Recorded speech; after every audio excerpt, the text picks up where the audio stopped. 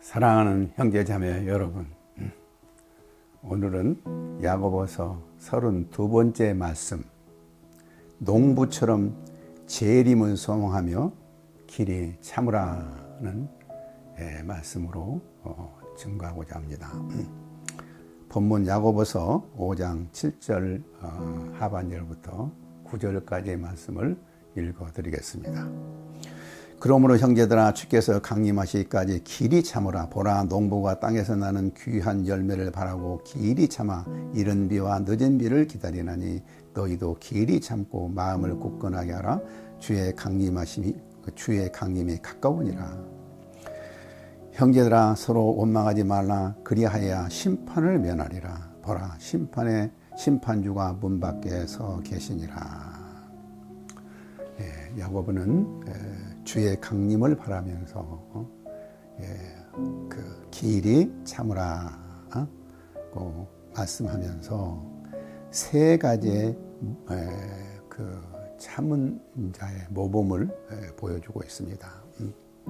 첫째는 농부요, 두 번째는 선지자들이요, 세 번째는 욥을 모범으로 들어서 그들과 같이 우리가 참아야 한다고 말씀하고 있습니다. 오늘은 그 농부의 모범에 대해서 살펴보고자 합니다. 7절 하반절 보면 보라, 농부가 땅에서 나는 귀한 열매를 바라고 길이 참아 이른 비와 늦은 비를 기다리나니 너희도 길이 참고 마음을 굳게 하라. 주의 강림이 가까우니라.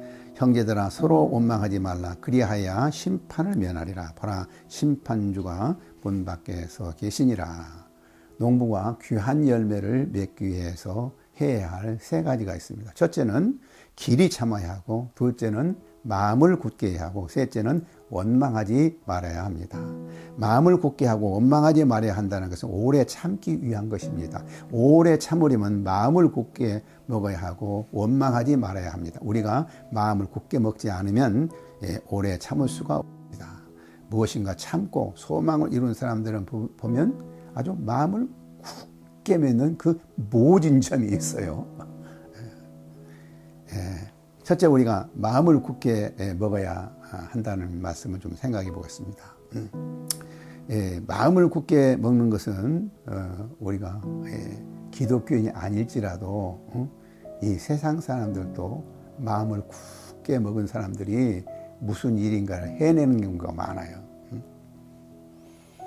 내가 한 예를 들겠는데요. 한 소년공이 있었습니다. 그는 초등학교를 졸업하고 공장에서 일해야만 먹고 살 수가 있었습니다. 그러나 그래서 그는 정식 학교를 갈 수 없으니까 혼자 독학을 했어요. 그것도 낮에는 공장에서 일하고 밤에만 공부해야 했습니다. 그래서 그 밤 시간을 아끼기 위해서 밤 시간을 아끼기 위해 잠을 이기기 위해서 곳곳에다가 볼펜을 세워놓고 또 가슴 앞에는 압구정을 거꾸로 이렇게 놓고 이렇게 공부를 한다고 그래요. 그럼 졸리다 보면 볼펜에 찔리고 앞진에 찔리고 그래서 그냥 우리 피가 낭장하고 참 곳에는 피로 여곶저곶에 피가 묻어 있다고 합니다. 그렇게 아주 아주 그냥 마음을 굳게 하고 열심히 공부해 가지고 그는 중고등학교를 검정고시를 합격하고 또 법대를 장학생으로 들어가서 공부해 가지고 23살의 젊은 나이에 그 사실을 합격해서 인권 변호사가 되고 시장이 되고 또 도지사까지 되었다고 합니다. 너희도 길이 참고 마음을 굳게 하라. 하물며 거룩한 하나님의 나라를 소망한 우리에게는 얼마나 마음을 굳은 마음을 가지고 그 나라를 소망하면서 살아야겠습니까? 둘째로는 원망하지 말라고 그랬습니다. 또한 길이 참기 위해서는 원망하지 말아야 합니다. 원망은 자기의 약점을 감추기 위해서 다른 사람의 약점을 물고 늘어지는 것입니다. 그러면 악한 것이죠. 참기를 싫어하는 사람들은 대부분 원망이 많습니다. 부모 때문에, 나라 때문에, 혹은 누구 때문에 내 인생이 이 모양이 되었다고 자꾸 원망합니다. 이스라엘 백성들은 하나님의 백성으로서 마땅히 감당해야 할 귀중한 광야 훈련을 감당하기가 싫어서 하나님이 그들을 애굽에서 끌어낸 것을 원망을 자꾸 해요. 그래서 바울은 원망하지 말아야 할 이유를 이스라엘 백성들을 예로 들어서 이렇게 말했어요. 고린도전서 10장 10절에 보면 그들 가운데 어떤 사람들이 원망하다가 멸망시키는 자에게 멸망하였나니 너희는 그들과 같이 원망하지 말라. 셋째로 오래 참아야 한다고 했습니다. 농부는 참으로 힘든 노동입니다. 아침 일찍 일어나야 되고 끊임없이 잡초를 제거해야 되고 병충해를 막기 위해 농약을 뿌려야 됩니다. 그 일은 오래 참음이 없이는 불가능합니다. 그러나 아무리 농부가 오래 참고 열심히 일한다고 해서 많은 열매를 거둔 것은 아닙니다. 반드시 하나님의 비를 주셔야 합니다. 이스라엘 기후는 씨를 뿌릴 때 이른 비, 11월과 12월에 이른 비와 수확 때 늦은 비, 3월과 4월에 늦은 비를 하나님이 주신다고 합니다. 농부는 이 비를 기다리며 씨를 뿌리고 수확을 거둡니다. 농부가 이 비를 기다리며 씨를 뿌리고 부지런히 농작물을 가꾸지 않으면 아무리 하나님이 이른 비, 늦은 비를 주신다 해도 열매를 거둘 수가 없을 것입니다. 지혜로운 농부는 반드시 하나님이 비를 주실 줄을 믿고 열심히 마음을 굳게 하고 원망 없이 오래 참음으로 아름다운 열매를 맺습니다. 마찬가지로 우리 그리스도인들도 우리 주님의 재림에 대한 소망을 가지고 오래 참음으로 열매를 거두어야 할 것입니다. 농부가 열매를 맺는 기쁨보다도 우리가 재림 시에 맺는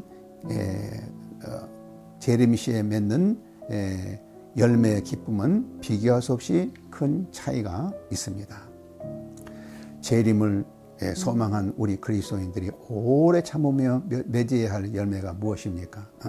그것은 영혼 구원입니다. 한 영혼을 구원하기 위하여 우리가 참아야 할 일이 무엇입니까?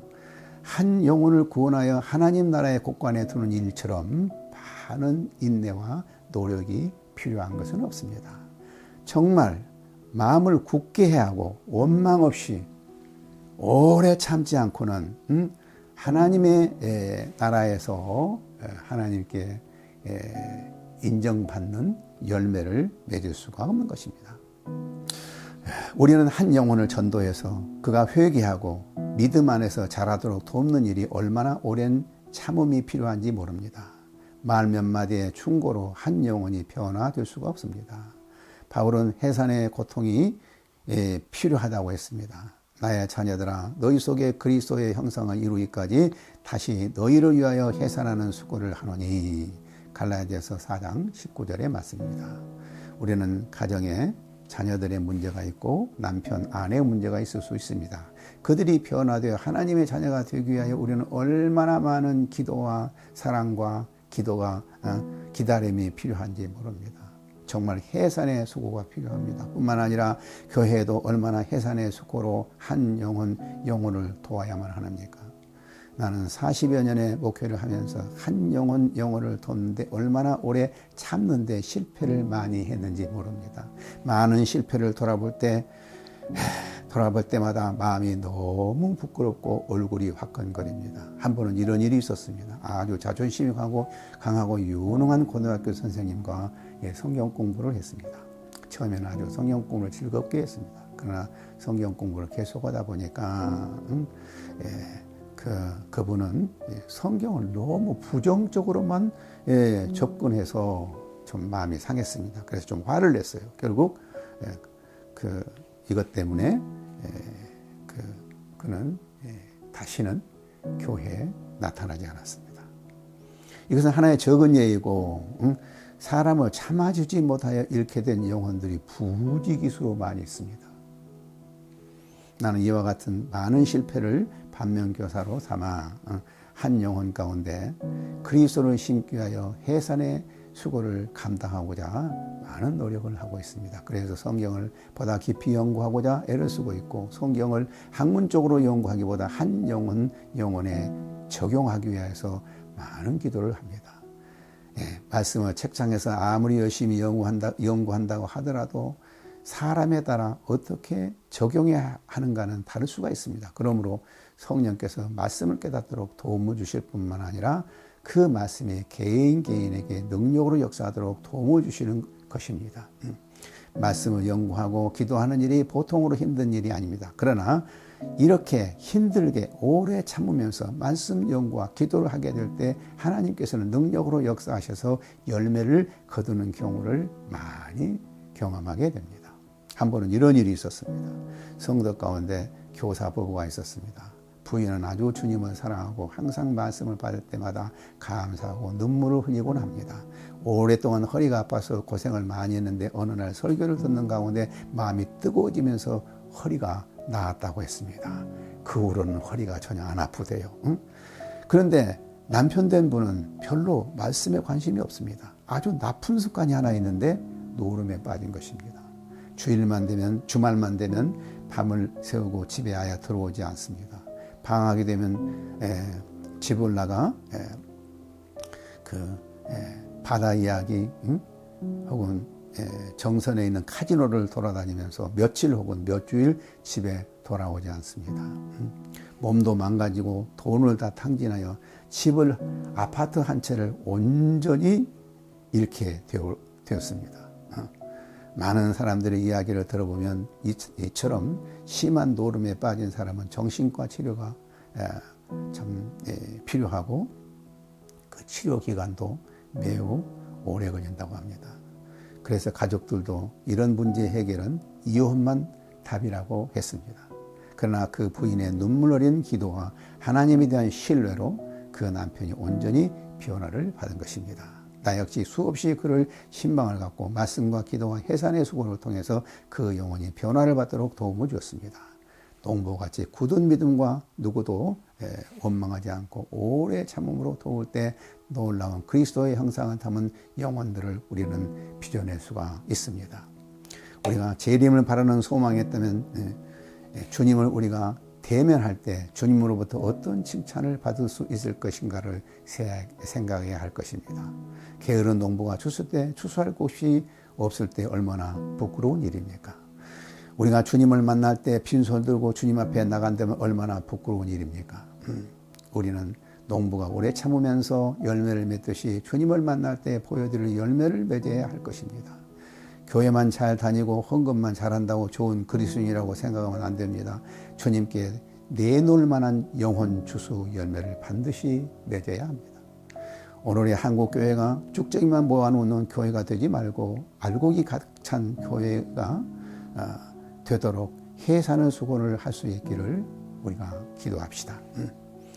사랑하는 형제 자매 여러분 어떤 영혼을 붙들고 주님께 기도하기 위하여 주님께 인도하기 위하여서 기도하며 말씀을 가르치고 있습니까? 지금 어떤 영혼을 붙들고 오래 참으며 그 안에 그리스도의 형상이 이루어지기까지 해산의 수고를 하고 있습니까? 당신의 자녀들은 그리스도의 형상으로 닮아가고 있습니까? 당신의 남편이나 아내는 그리스도의 형상으로 닮아가고 있습니까?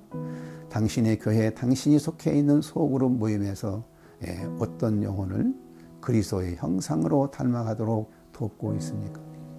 그들 가운데 그리스도의 형상이 닮아가도록 당신은 어떤 해산의 수고를 감당하고 있습니까?